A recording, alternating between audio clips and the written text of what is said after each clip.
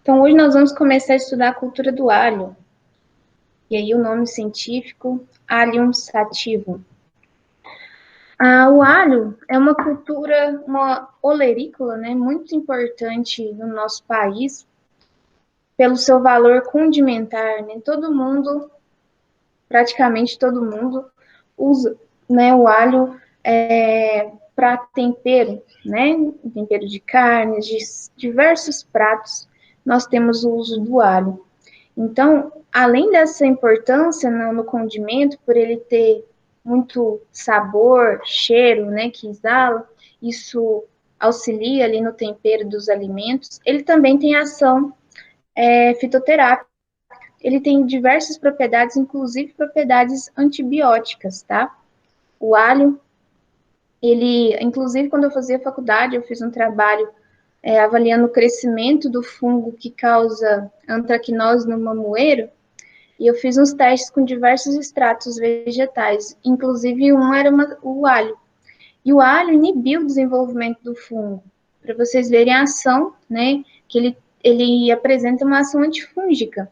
Ele tem substâncias que compostos secundários que ele tem ação ali contra micro-organismos, inclusive fungos, né? Então, o alho, além de ser importante condimento, ele também nos ajuda aí a combater alguns micro-organismos maléficos no nosso organismo. E quase todo mundo não vive sem um alho ali no tempero, né? Pelo menos no Brasil é muito comum o uso do alho para temperar as comidas, para fazer um refogado, para fazer um cozido, vários pratos, né? A gente usa o alho. O alho é uma das plantas mais antigas cultivadas. Tem relatos aí de cultivo do alho 5.000 anos atrás, por hindus, árabes e egípcios, né? O centro de origem do alho é na Ásia Central e a sua introdução no Ocidente se deu a partir dos plantios na costa do Mar do Mediterrâneo. No Brasil, o alho ele chegou junto com os colonizadores. Por ser bastante durável, né, o alho ele dura bastante, então eles traziam nas navegações o alho dentro das embarcações. Então o alho ele chegou aqui junto com os colonizadores. Estava nas caravelas portuguesas, por ele ter um longo período de armazenagem, fazia parte ali do cardápio, né, da tripulação, então ele chegou junto aqui lá em 1500. Uma vez que veio junto ali nas caravelas, eles começaram a cultivar aqui e ficou por 4 séculos restrito a cultivos de fundo de quintal, que as pessoas mesmo cultivavam seu alho e guardavam ali durante o ano para ser utilizado numa demanda mesmo familiar, não um cultivo comercial. Até hoje você vai em propriedades mais antigas, propriedades que o pessoal é mais conservador, eles ainda se encontram aquele alho trançado lá na cozinha, né? Até pouco tempo mesmo eu via nas fazendas, agora quase não vejo. Mas tem algumas regiões do Brasil que ainda isso se mantém, né? É uma tradição de fazer aquele cultivo lá mesmo para o consumo familiar. Mas apenas em meados do século XX que o alho começou a ter a importância do cultivo mesmo comercial. Cultivar em grandes áreas, né? Cultivar mesmo em pequenas áreas, mas um cultivo com o pensamento de vender essa colheita. E não apenas aquele cultivo ali doméstico só para manter a necessidade da família. O Brasil é um dos países que mais consomem alho. Tem um consumo per capita aí de 1,5 kg por habitante ano de alho. Entretanto, a produção do país em 2013 foi de aproximadamente 107 mil toneladas, que corresponde a apenas 1/3 do que a gente consome. Então, de onde vem o outro restante, né, do alho que a gente precisa? Vem principalmente da China e da Argentina. Como o Brasil ele não é autossuficiente no alho, né, porque a gente consome aqui no mercado interno, a gente importa da China e da Argentina. Os países os países não, os estados brasileiros, né, que correspondem à maior produção nacional é o Rio Grande do Sul, Minas Gerais, Santa Catarina, Goiás, Bahia. Esses estados correspondem aí a cerca de 90% da produção brasileira.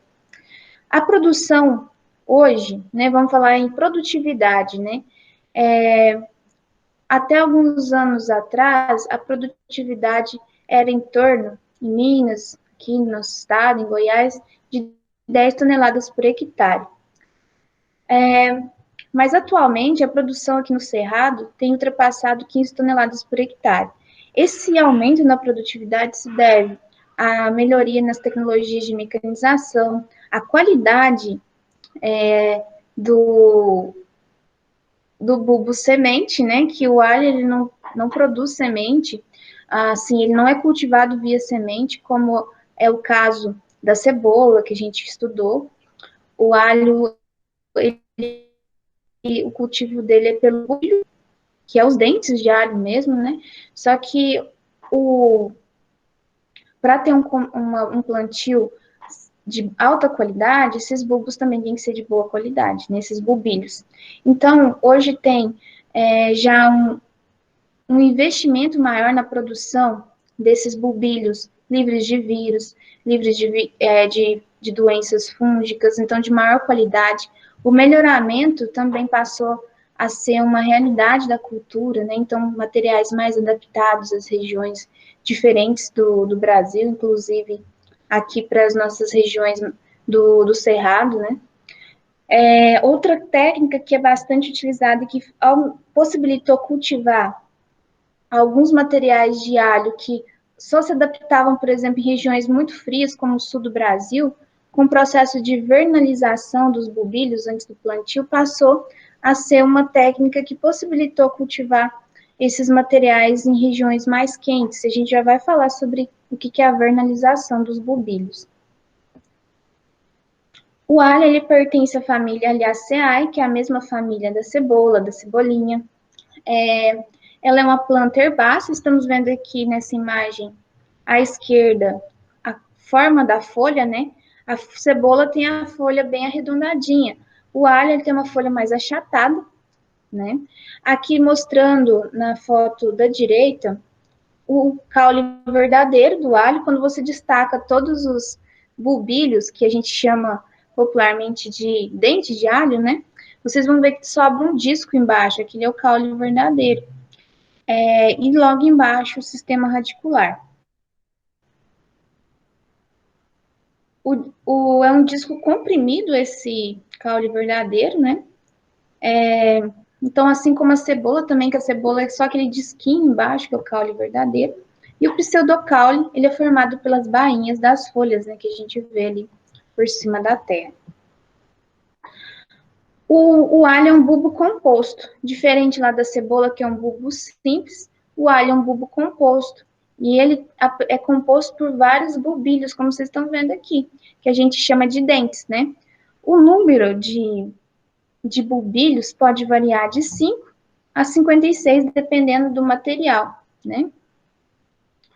Os bulbilhos, eles são compridos, alongadinhos, né? Eles têm uma forma arqueada, o dente do alho, né? O bulbilho, e ele é envolto por uma camada protetora. Cada bulbilho, ele é embalado, vamos dizer assim, né? Individualmente, que é as brácteas, né? Que é aquela proteção que recobre cada bulbilho. E por fora, o alho, né, todo esse conjunto de bulbilhos, esse bulbo composto, ele é recoberto por uma camada envoltos por uma túnica, né, que é uma proteção externa, que a gente, na hora que vai descascar o alho, você tira aquela parte externa, como está mostrando aí na figura B. Que essa proteção externa, ela pode ser de coloração branca, vermelha, violeta, roxa, marrom, dependendo do material de alho. Essas túnicas, elas são, geralmente, nessa túnica é esbranquiçada. A coloração que envolve cada bulbilho, que ela tem variação de cor. Tem a branca, a vermelha, a violeta, a roxa e a marrom. O Ministério da Agricultura divide em dois grupos de variedades de alho, o alho branco e o alho roxo. O alho chinês, que é produzido na China, que a gente compra, o Brasil compra, né? Ele é caracterizado lá na China como branco puro, né? E branco. Na negociação com o seu importador brasileiro, o alho argentino ele é classificado como branco e roxo. O Mercosul utiliza a denominação para os grupos branco e roxo e inclui todas as cultivares de alho colorida dentro desses dois grupos. Como é que faz? No grupamento de alho branco.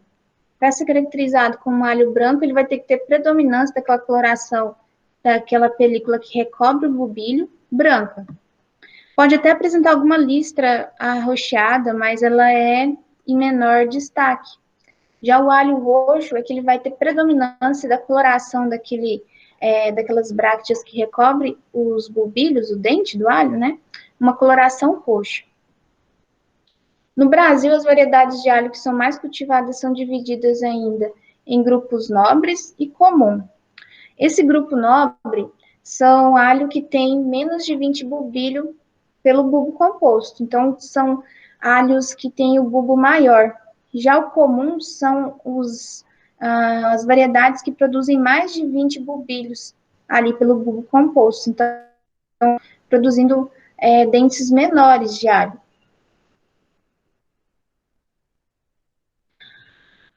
Dentro do sistema de produção do alho, o que representa o maior custo é o alho semente. É o bulbilho para plantio. Isso representa em torno de 30% dos gastos, porque não é qualquer material. Antigamente, e até hoje, né, para quem vai plantar seu alho de forma doméstica, você vai usar ali o material que você vai selecionar alguns bulbos, né, que colheu e vai extrair ali os dentes, né, de alho, os bulbilhos para o seu plantio. Mas quando a gente fala em lavoura comercial, não dá para ser assim. Por isso que a produtividade cresceu muito, porque também tem investido em tecnologias. Professora, Oi. tem semente de alho ou ele é o próprio alho? O cultivo ele é feito pelo próprio bulbilho, pelo próprio Mas estrutura que a gente. ele emite semente? Ele se eu agora não me recordo, mas eu acho que ele emite em floração. Depois eu até vou confirmar. Mas aí não é viável A para semente plantio. dele não é fértil, né? Mas aí a floração, agora estou na dúvida aqui. Depois eu vou olhar e confirmar. Acredito que sim, né? Mas ele não é usada para cultivo, tá? A forma de cultivo é o alho, o próprio bulbilho, a própria estrutura que a gente usa de forma doméstica nas receitas é usada para o cultivo, mas não é a mesma porque aqui são bulbilhos preparados, né, de alto sanidade para ter uma boa produção. Tá? A forma de cultivo, diferentemente da cebola, que a cebola a gente estudou também que pode ser cultivada pelo bulbo, né? Faz lá o cultivo adensado para produzir os bulbos pequenos, planta e depois colhe, mas a gente vê que hoje nas propriedades mais tecnificadas é feito via semente, sementes viáveis da cebola, então ela tem essa característica. Agora, no caso do alho, em todas as propriedades, desde o pequeno ao grande, ao médio produtor, a fonte de cultivo é através do bulbilho mesmo, que é chamado de alho semente. Lembra como a gente também falou lá na batata semente, né, que não é cultivada via semente. É o próprio a estrutura que a gente usa da batata, que é cultivada ali em alta controle sanitário para ter qualidade e é plantado. E é a partir daí que se forma a planta, né? Aqui no alho também é a estrutura vegetativa, né? Ah, quando vai plantar, né, na seleção ali do alho semente, não deve, em hipótese nenhuma, plantar bulbilhos pequenos, bulbilhos que estejam afetados por doença, né? Um bulbilho bom para o cultivo, ele tem que ter no mínimo 1 grama, para ele formar uma planta vigorosa, uma planta que vai produzir bulbos de qualidade.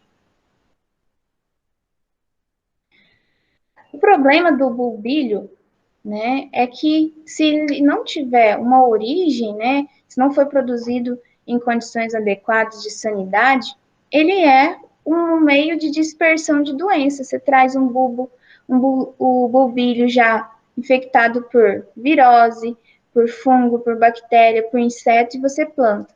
Está infestando a sua lavoura, por isso que é tão importante o material vegetativo de qualidade, né? Que sejam de origem conhecida, produzido por uma empresa idônea, né, que garante ali uma sanidade desse material. Só que alguns produtores, às vezes, optam por fazer sua própria produção. Só que ele tem que ter alguns cuidados. Separar uma área específica para o cultivo do alho semente. Ele vai plantar os bulbilhos, mas com a função de colher bulbilhos de qualidade, sanidade, para depois o plantio definitivo da sua área, né? Esse cultivo do alho semente, ele deve ser longe de áreas comerciais de alho, de cebola, de cebolinha, porque as pragas, as doenças são as mesmas, né, que ficam na cebola, na cebolinha, para evitar que contamine esse material que vai ser destinado para o plantio. Aqui uma opção, aqui um campo de produção de alho semente, tem que estar no mínimo distante 50 metros, uma área de 1.000 metros quadrados, ela vai produzir aí bulbos suficientes para iniciar um novo cultivo, né? Outra questão importante, usar o alho semente oriundo de um processo de limpeza viral. Isso pode ser realizado pelo produtor ou por produtores de alho semente credenciados. Selecionar bulbos de boa qualidade para utilizar como alho de semente, né? Eliminar bulbilhos pequenos, sempre tirar aqueles bulbos que estejam fora do padrão da cultivar, com relação à coloração, com relação ao número de bulbilhos que compõem o bulbo, né? Bulbilhos mal formados, bulbilhos com sintoma de ataque de doenças, esses nunca devem ir para o campo para iniciar um cultivo. Os bulbos, que armazenar os bulbos selecionados para semente em local seco e ventilado até o plantio, para evitar a ocorrência de doenças. Debulhar o bulbo, o que é debulhar? É separar os bulbilhos ali do bulbo do alho, né? Essa retirada dos bulbilhos deve ser realizada próximo ao plantio, 15 a 20 dias, para não causar o chochamento dos bulbilhos. Se faz uma debulha muito antecipada, vai começar a perder muita água, e isso vai afetar como que vai ser a brotação, né, desses bulbilhos lá no campo. Classificar os bulbilhos por tamanho. Tem umas peneiras específicas para classificação em função do tamanho, isso é importante para o plantio. O mínimo que exige é bulbilho de 1 grama, né? Para fazer essa separação, tem as peneiras próprias, né? Aqui tem 2 exemplos, tem o jogo de peneira e o classificador mecânico para separação de alho semente por tamanho. E aí vai saindo para plantar numa área os bulbilhos, né, semente, todos do mesmo tamanho, para que eles tenham um desenvolvimento igual. Agora, se você planta na sua área bulbilhos graúdos e bulbilhos miúdos misturados, você vai ter uma diferença de desenvolvimento dessa planta. Então, para padronizar o plantio, usar bulbilhos do mesmo tamanho. Para classificar, né, que seria muito difícil fazer todo esse trabalho manual, existem as peneiras aí para classificação. Contribui para a uniformização do tamanho do bulbilho para o plantio, e isso vai garantir uma uniformização no desenvolvimento das plantas e uma uniformização na hora de colher, para que os bulbilhos, para que os bulbos, né, estejam prontos, fisiologicamente prontos para a colheita todos ao mesmo tempo.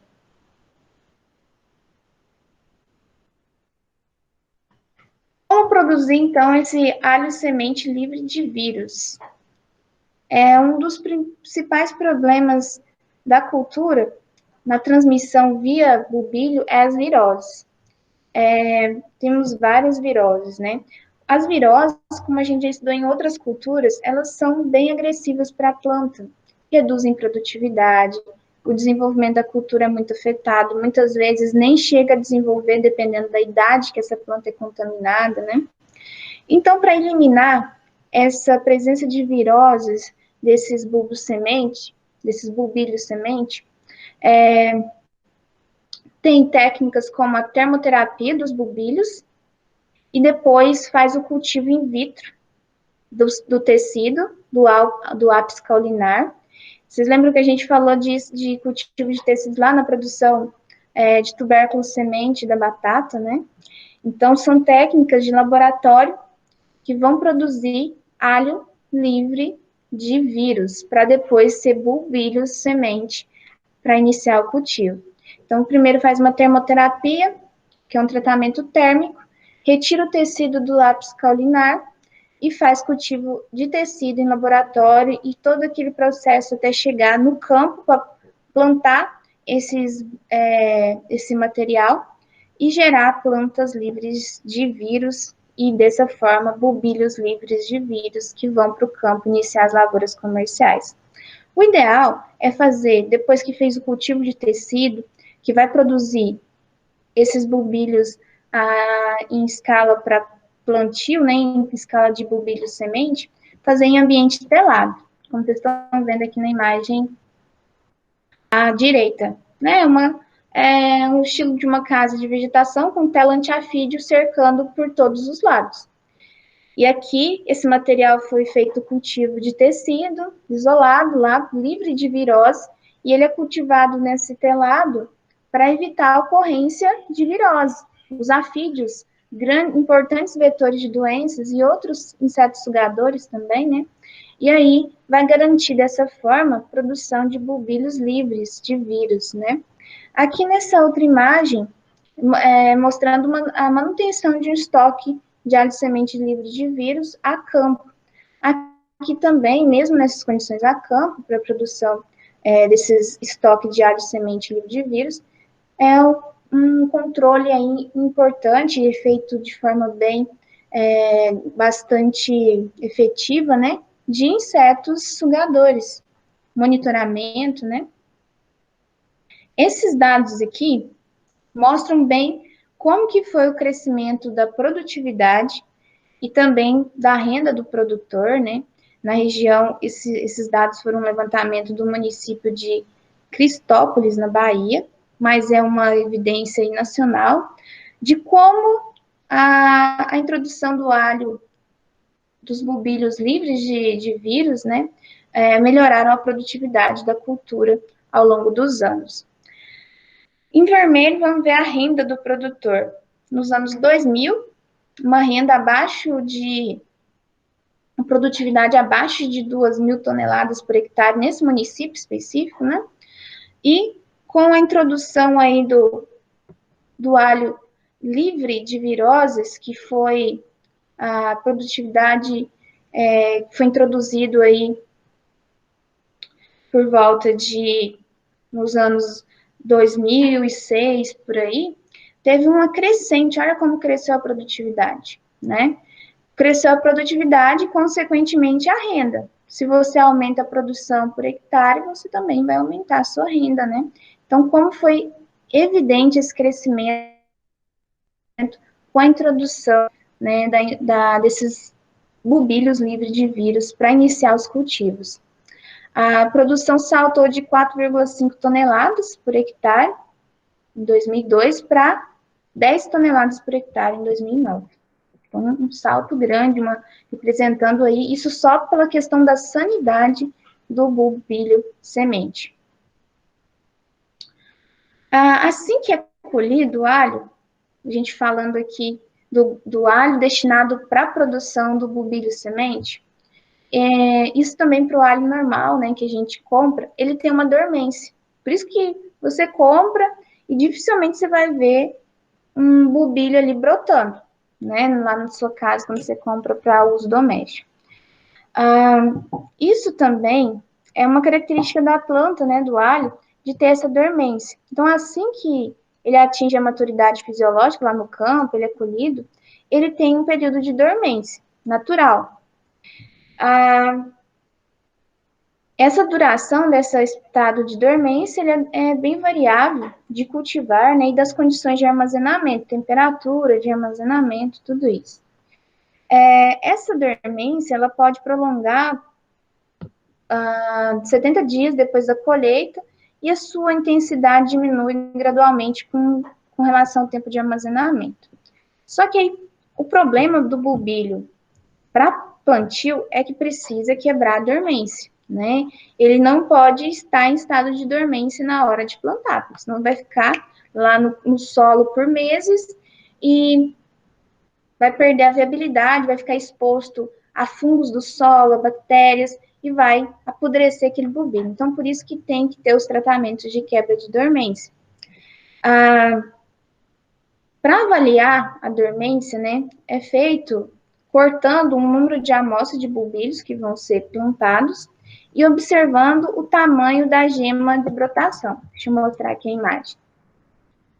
O que nós temos na figura A, uma folha, né, de brotação em estado de dormência. Estão vendo bem pequenininho cortando no ar.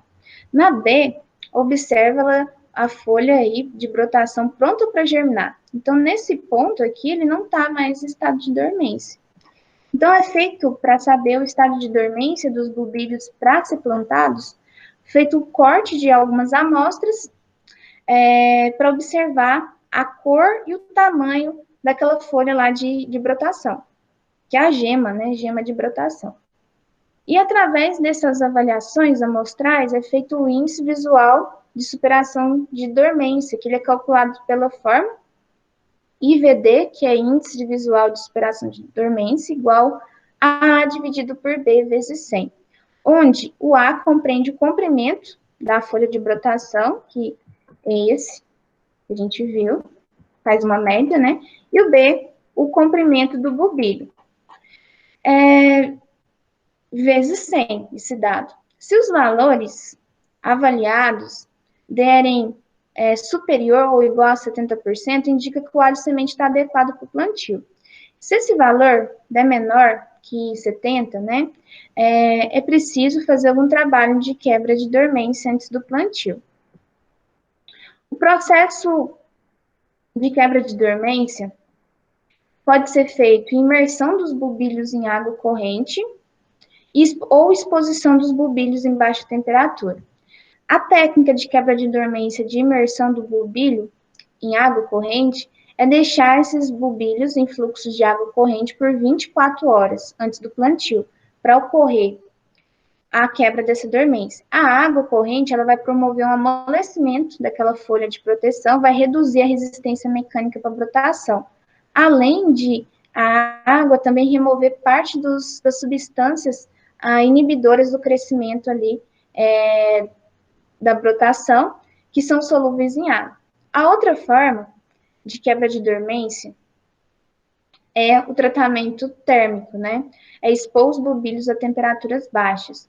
Então, é colocado em câmaras frigoríficas, em câmaras frias, esses bulbilhos a 10 a 15 graus Celsius por 8 a 10 dias, para conseguir fazer a quebra dessa dormência e homogeneizar a brotação no campo. Clima para cultivo, né? Para o cultivo do alho. Hoje a gente tem cultivo aqui, Minas Gerais, na região do Alto Paranaíba, uma região forte para o cultivo do alho, importante dentro do cenário nacional, Minas Gerais, e é uma região aqui próxima de nós, né? Goiás também produzindo. Então, se isso fosse pensado há algum tempo atrás, iriam dizer que não era possível, pela questão de temperaturas altas nessas regiões, né? Por o alho ter o centro de origem na Ásia, que são locais de clima mais ameno, mais frio, ele tem característica de desenvolver em temperaturas mais amenas. Para um bom desenvolvimento vegetativo, o alho exige temperaturas mais amenas. O ideal, é claro que hoje nós temos materiais melhorados, adaptados, né, a diferentes regiões. E tem a vernalização que possibilita esse cultivo nas mais diversas regiões do Brasil. Eu vou explicar como que funciona daqui a pouquinho a vernalização. Mas o ideal para a cultura é temperaturas mais amenas. Fotoperíodo é outra questão que determina a formação do bulbo, que é a bulbificação, né? Alguns cultivares são de dias mais longos, elas necessitam de mais horas de luz durante um período ali do dia para que ocorra a bulbificação, que são as cultivares consideradas tardias, enquanto tem as cultivares precoces que respondem ali para a bulbificação mesmo em dias mais curtos. Em condições de fotoperíodo insuficiente, estou plantando uma cultivar de dias longos e uma época do ano que eu não tenho esse fotoperíodo, não vai ocorrer a formação dos bulbos, vai ocorrer a formação vegetativa, as folhas do alho, mas não vai formar bulbo. Vai ficar aparecendo ali um alho só para uso da folha, o alho japonês, né? Então, dessa forma, é preciso sempre observar qual a exigência do material a ser plantado. Um processo de possibilitar o cultivo de materiais que são adaptados a clima frio, nas condições de cerrado, condições aí quentes, é o processo de vernalização em pré-plantio. A vernalização, ela é feita em câmaras frigoríficas, né, onde o alho, antes do plantio, porque esse processo de contato com temperaturas baixas vai estimular o desenvolvimento da brotação, certo? Então, a vernalização, ou também chamado de frigorificação dos bulbos de alho em pré-plantio, é capaz de tornar a planta menos exigente em fotoperíodo e temperaturas baixas. Vou plantar numa região quente, mas ele exige ali no período inicial de desenvolvimento uma temperatura baixa para formar os bulbos, né, para permitir ali a formação de bulbos. Então, como na região que eu vou plantar não tem essas condições de temperaturas baixas, eu vou estabelecer antes do plantio esse processo de vernalização. A vernalização possibilitou e ampliou as regiões de cultivo do alho nobre. Anteriormente era só restrito ao cultivo no sul do Brasil, que tem condições de temperaturas baixas, né? Em algumas épocas do ano, no inverno, né? No outono e inverno, e isso era o que o alho exigia, né? Esses alhos de cultivares mais nobres, mais produtivos. Então, com a vernalização, possibilitou plantar esses alhos aqui na região do Cerrado, né? Que não era nunca imaginado. Atualmente, então, variedades como o alho nobre roxo, o caçador, o Jonas, quitéria e outros materiais que antes era impossível pensar em cultivar no Sudeste, no Centro-Oeste, na Bahia, porque as condições do clima dessas regiões não facilitavam o processo natural ali da formação dos bulbos, né, no cultivo. A vernalização possibilitou isso. O processo de vernalização ocorre em deixar os bulbos, os bulbilhos, em uma temperatura de 3 a 5 graus Celsius, com uma umidade relativa de 65% a 70%. A umidade relativa é essencial de ser equilibrada, porque em umidades relativas muito baixas, abaixo de 65%, pode causar a morte da gema de brotação. E umidade relativa mais alta que 70% pode facilitar o desenvolvimento de fungos aí, como os do gênero Penicillium. O período que ele fica em vernalização é definido em função da variação de temperatura de cada região que ele vai ser plantado e a época de plantio, podendo ser de 45 a 60 dias que ele vai ficar nessas condições aí de 3 a 5 graus Celsius e umidade relativa de 65 a 70. Antes da introdução do alho na vernalização, deve-se adequar a tecnologia de vernalização local por meio de testes. Ver qual que é o tempo, faz a vernalização, pesquisa, né, pessoal? Faz a vernalização em tempos diferentes, 45, 47, 50, e faz o plantio para ver qual que é a resposta, né, dessa produção, plantios ali experimentais.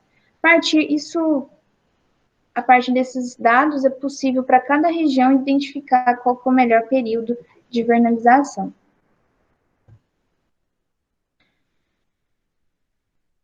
Esse processo de vernalização ele só deve ocorrer quando o índice, né, de velocidade de dormência ele for muito baixo, aí de 30% a 40%. Algumas cultivares e as características também agronômicas de formato, né, e o ciclo, algumas que são plantadas. É claro que esses dados aqui não são muito atuais, temos outros materiais plantados, mas só para ter uma ideia. Aqui, algumas de ciclo precoce, que do plantio dos bulbilhos até a colheita, de 3 a 4 meses. Nós temos aí o cajuru, que tem a cor branca, produz de 20 a 25 bulbilhos, o formato arredondado. É raro a formação ali de bulbilhos do tipo palito, que é aqueles bem finos, né? Isso é bom, ser raro, né? Mas ele aqui tem a formação, no caso do cajuru. A exigência em fotoperíodo e temperatura é baixa e perfilhamento, ele é susceptível a perfilhamento. Aí nós temos os de ciclo médio, que desde o plantio do bulbilho a colheita é de 5 a 6 meses, e os tardios, que tem ali o ciclo de 6 meses ou mais. Vocês veem que esses grupos tardios, eles produzem menos bulbilhos, e esses bulbilhos são maiores, né? Bulbilhos grandes. Com relação a plantio, qualquer cultura que a parte comercial vai desenvolver no solo, a gente ainda tem que ter mais preocupação com questão de textura do solo, preparo do solo, assim como a gente falou por caso da cebola, a gente já falou por caso da cenoura, né? Para todo material vegetal de importância econômica, você vai ter o desenvolvimento ali no solo, você tem que ter uma atenção ainda maior. Claro que para culturas que não vão ter a parte comercial nos solos, também tem que ter essa atenção, mas nesses casos, ainda mais, a atenção ainda tem que ser redobrada. Um solo para produzir alho, o ideal é ele ter uma textura média. Solos muito argilosos, eles estão mais sujeitos a encharcamento, eles também têm a questão da própria física desse solo ser mais impedir o desenvolvimento normal do sistema radicular, podendo formar bulbos deformados e também dificulta o arranquio na hora da colheita. Então, solos de textura média são os mais adequados, né? Com relação a relevo, o ideal, planos ligeiramente inclinados para permitir o bom preparo do solo, a mecanização, da pulverização, dos controles sanitários e também a mecanização da colheita, né? A colheita semi-mecanizada, que tem o uso de muita mão de obra também para esse trabalho. O solo deve ser bem drenado. Em caso aí de solos com problemas de drenagem, é indispensável fazer o encanteiramento. O encanteiramento é o levantamento ali dos canteiros, porque isso vai ajudar a reduzir o encharcamento desses solos, são mais propensos a isso. Agora, em solos menos propensos a encharcamento, solos de textura média, mais arenosos, não é necessário fazer o encanteiramento, mas não é assim indispensável. Agora, para solos sujeitos a encharcamento, solos mais argilosos, é indispensável fazer o levantamento ali dos canteiros. E isso nas propriedades grandes, né, tudo mecanizado. Em propriedades menores, pode ser feito aí manualmente, né, ou o uso daqueles tratores rotativos, né, que você compra um implemento e acopla ali, e tem os encanteiradores, que auxilia bastante esses trabalhadores também.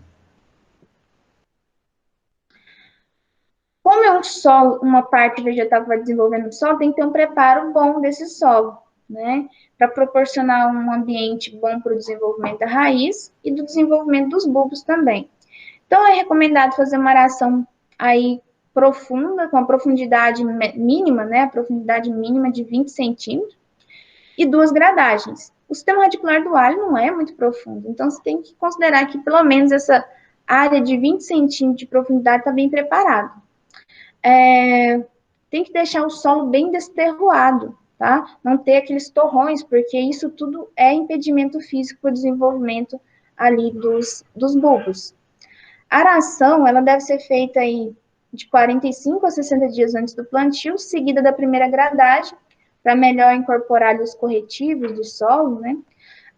Já a segunda gradagem deve ser feita bem próxima ao plantio, para garantir que o solo fique bem desterrado. Fazer uma gradagem para deixar o solo bem leve, bem livre ali de torrões. A gente sabe que solos de textura média é mais fácil, agora solos argilosos, que não são tão indicados para o cultivo do alho, forma muito torrão, né? Além de ter ali um problema que pode causar deformação dos bulbos durante o desenvolvimento. O encanteiramento, que é o levantamento do canteiro, ele pode ser feito manual, em pequenas propriedades, ou o uso de enxada rotativa ou o roto encanteirador.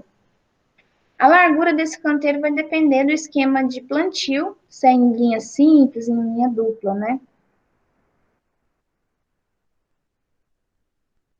Aconselhável aqui, não, essa parte que eu já falei. O canteiro deve ser construído com 1,20 a 2,10 metros de largura. Os carreadores, que é o entre os canteiros, de 20 a 40, para possibilitar. Isso também tem que ser adequado, se vai ser uma área mecanizada, essas larguras, adequadas para passar o trator com o pulverizador, né, sem danificar ali durante os tratos culturais. Deve-se evitar a utilização de canteiro muito largo, porque os trabalhadores que vão fazer algum trato cultural ali acabam, às vezes, tendo que pisar no centro do canteiro, e isso vai fazer que gere uma compactação desse solo, né? A calagem, aqui a gente, claro que todas as recomendações de calagem e adubação baseados em análise de solo, mas aqui só falando da exigência, né, de pH. O alho ele exige de 5,5 a 6,5, um índice de saturação por base em torno de 70%. Sabemos aí que o alho ele tem uma exigência também em magnésio, então deve-se preferir usar o calcário dolomítico ou magnesiano, a fim de manter uma boa relação de cálcio e magnésio. A boa relação de cálcio e magnésio para o alho é de 4:1, essa relação cálcio para magnésio. Então, tem que avaliar como que tá as concentrações de cálcio e magnésio no solo, e sendo aí a calagem importantíssima, né, para fornecer, além de corrigir a acidez, também fornecer esses nutrientes. A adubação orgânica é importantíssima, o alho responde muito bem. Sabemos aí que para usar qualquer adubo orgânico, se for esterco bovino, esterco de aves, tem que estar bem curtido, né? Porque se você joga um esterco sem curtir, ele vai ter um processo de aquecimento ali no solo, podendo provocar a mortalidade das plantas ou nem a brotação dos bulbilhos, né? A recomendação para esterco de gado ou um composto orgânico é de 30 toneladas por hectare. Para esterco de galinha, curtido de aves aí, 10 toneladas por hectare. Para distribuir, pode ser feita a lanço sobre toda a área, né? Antes da última gradagem, para incorporar bem. Ou também pode ser feita uma distribuição mais localizada ali nos canteiros, né? Mas geralmente o encanteiramento, geralmente não, ele é feito depois de ter já misturado ali o adubo orgânico, né? Então, o mais adequado que o pessoal faz é uma distribuição a lanço mesmo, depois vem usando uma gradagem, e ali antes do plantio faz o encanteiramento, que já vai estar tudo ali misturado, né? A adubação química deve ser aplicada nos canteiros, incorporado ali durante o processo de encanteiramento. Em caso de aplicação localizada de adubo químico, deve ter cuidado para que o adubo não fique em contato direto com os bulbilhos, né? Aqui uma recomendação, claro que isso aqui vai ser baseado na análise de solo, né? Quando a concentração, por exemplo, de fósforo for baixa, é recomendada 250 quilos por hectare de P2O5, aí você tem que considerar a fonte que vai utilizar, né? e fazer a regrinha de 3. É considerado muito baixo fósforo quando é menos de 16 no solo. Então, tem que ver a análise de solo e fazer a recomendação. Com relação ao nitrogênio, é recomendado parcelar o nitrogênio. O excesso de N no solo, ele pode provocar um excesso de pseudoperfilhamento, que principalmente em cultivares são mais sensíveis. Então, essa adubação ela deve ser parcelada, recomendando aí parcelar em 2 vezes. A primeira feita ali de 20 a 30 dias depois do plantio dos bulbilhos e a segunda 60 dias depois do plantio. O sistema de plantio, ele é realizado tanto em sistema de fileiras simples ou fileiras duplas, tem sido bastante usado. Atualmente, recomenda-se o espaçamento seja definido em função do tamanho e do peso dos bulbilhos. Aqui tem uma tabela que determina aí o estande de plantas, né, com relação ao peso do bulbilho, do dente de alho. O bulbilho com 1 grama é recomendado aí um estande de 500 plantas por hectare. Isso é a recomendação, né? Hoje tem feito plantio em fileiras largas com 4 linhas duplas. Eu tenho algumas imagens aqui de plantio. Aqui o plantio do alho em suco, abre o suco, né? Vocês veem que tem formação do canteiro aqui. Abre os sucos e distribui os bulbilhos numa distância aí recomendada, que a gente já vai falar de espaçamento. E aqui em covas, feito a colocação do bulbilho ali, um por um, ao longo da linha ali de cultivo. Aqui nós temos etapas de plantio, preparação do canteiro, a distribuição dos bulbilhos manualmente, grande número de mão de obra aí. Aqui já a brotação do alho, né? Aqui mostrando ele mais brotadinho, aqui com um desenvolvimento maior. Tanto tá bonitinho aqui, né? Vocês veem que são solos mais leves, né? Solos com uma textura mais média. Nessa outra imagem, nessas 2 outras imagens, observa-se aqui o cultivo do alho em canteiros com 4 fileiras simples e com 4 fileiras duplas. Aqui, o cultivo em fileiras simples, que tem um espaçamento entre linhas, né, linhas simples, e o espaçamento entre as plantas. Nessa outra imagem, nós temos o cultivo em fileiras duplas, 4 fileiras duplas por canteiro. Aí tem o espaçamento entre as fileiras duplas, o espaçamento entre as fileiras simples e o espaçamento entre ali na distribuição dos bulbilhos na hora do cultivo, né? Normalmente, os bulbilhos são plantados numa profundidade de 2 a 3 centímetros, para garantir uma boa brotação. E nesse sistema aí de fileiras, no caso, utilizando espaçamento de 30 a 40 centímetros de fileiras duplas, no caso daquele sistema de fileiras duplas, de 10 a 12 entre as fileiras simples e de 8 a 10 entre as plantas, entre os bulbilhos. Tá? A recomendação para esse tipo de cultivo aqui, que é o em fileiras duplas, que tem sido bastante utilizado. O espaçamento entre as fileiras duplas, entre as simples, e 8 a 10 aí, entre as plantas. O sistema de irrigação. A falta e o excesso são prejudiciais, isso para toda a cultura, né, pessoal? Os sistemas mais usados são os sistemas de aspersão. Aí entra a microaspersão para os pequenos produtores e o pivô central para os grandes produtores. Tem sido usado para pequenos produtores a microaspersão com mangueiras perfuradas em pequenas áreas para a agricultura familiar, né? Mas para os grandes agricultores da área, o pivô central é o método utilizado. A aspersão é ideal porque ela vai possibilitar uma umidade ali para garantir um bom desenvolvimento do sistema radicular da planta, né? Isso melhora também o sistema de aspersão, a uniformidade da distribuição da água.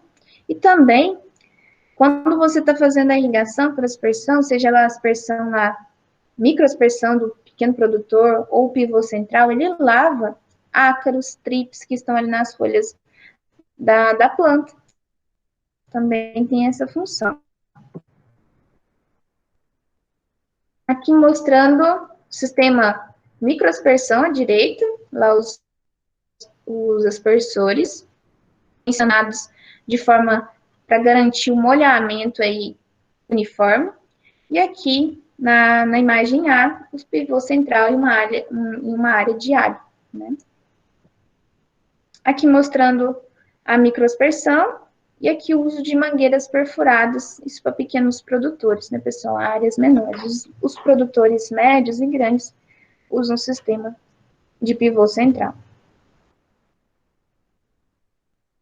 O controle de planta daninha, isso é muito...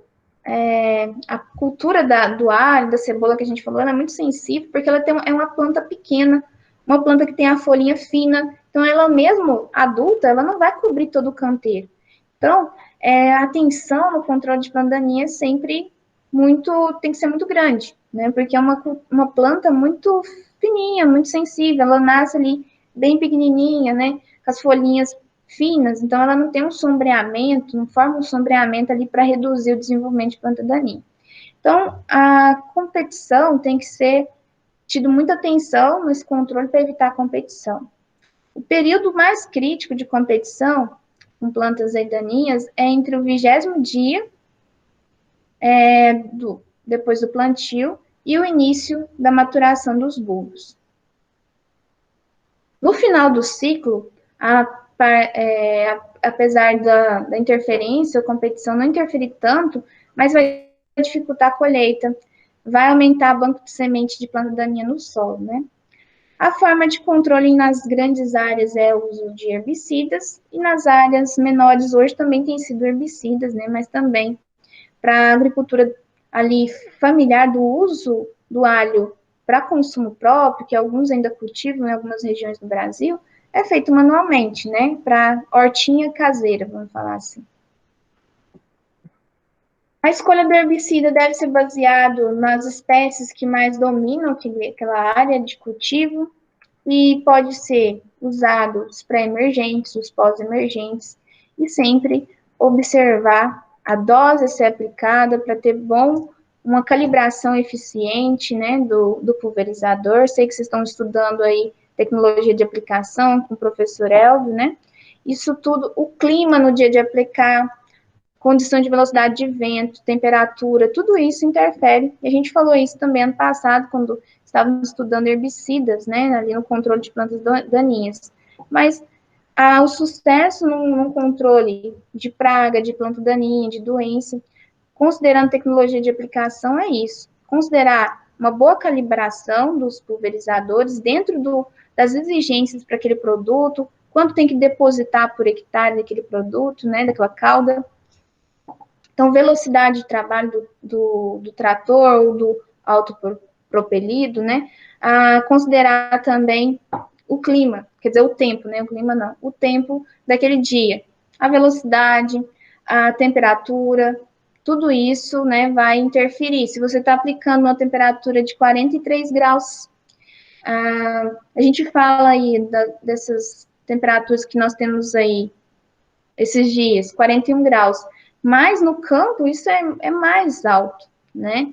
Então a velocidade de evaporação é muito rápida. O ideal não é fazer pulverizações nesse clima tão quente, ou senão nas horas mais frescas do dia para reduzir essa evaporação. Nesses dias quentes, se joga uma água aí no quintal, rapidamente você não vê nem sinal dela, como está rápida a evaporação. Nós estamos com a umidade relativa do ar muito baixa e uma temperatura muito alta. Então, tudo isso, as condições do tempo, vão interferir na eficiência da ação desses herbicidas que estão sendo utilizados na cultura, né? Uma outra forma que os agricultores familiares têm utilizado é a cobertura morta, né? O uso de palhada ali sobre os canteiros depois do plantio.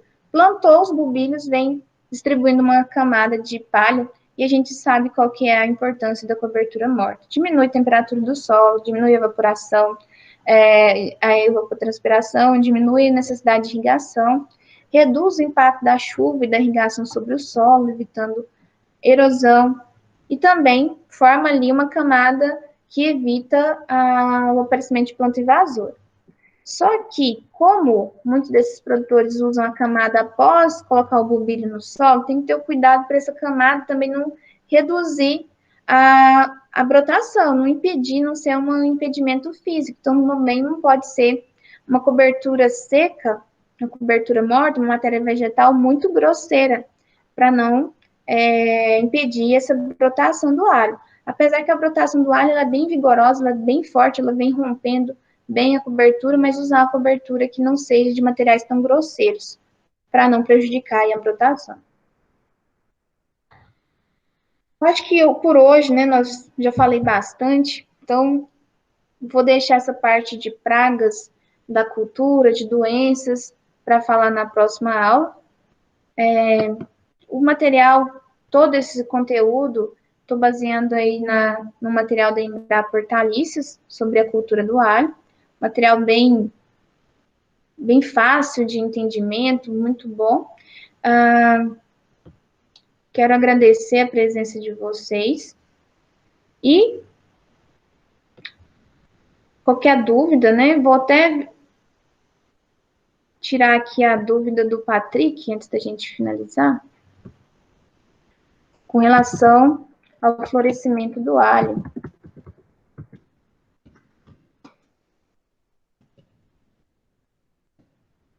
Assim, as sementes, a viabilidade, né, não é usada para o cultivo, né? Mas eu quero ver a questão das flores, formação de flores aí do alho.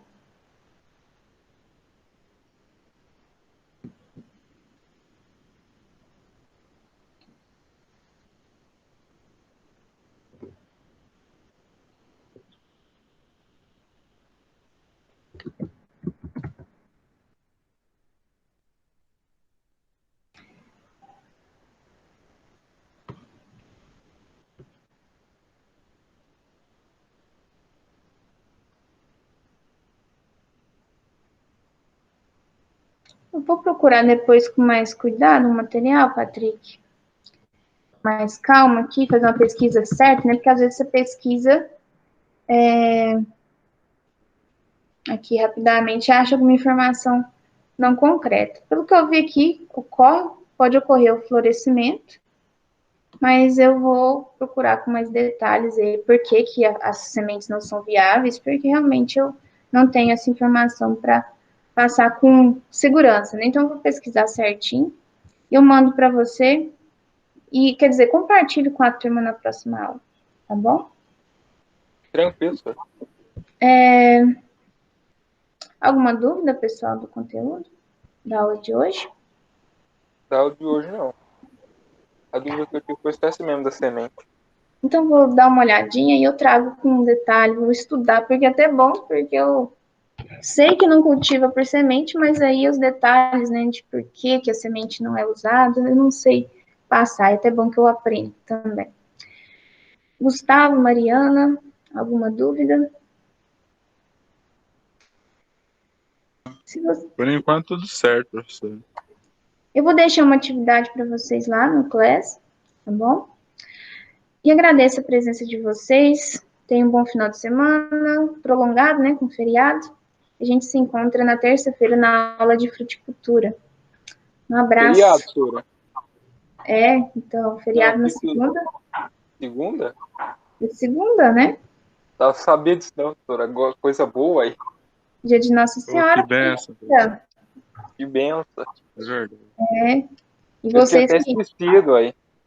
quem foi futuro agrônomo, é também o dia do agrônomo, dia 12 de outubro.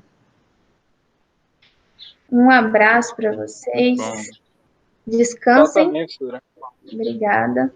E a gente se encontra na terça-feira. Até mais, Até mais. professor. Fique com Abraço. Deus.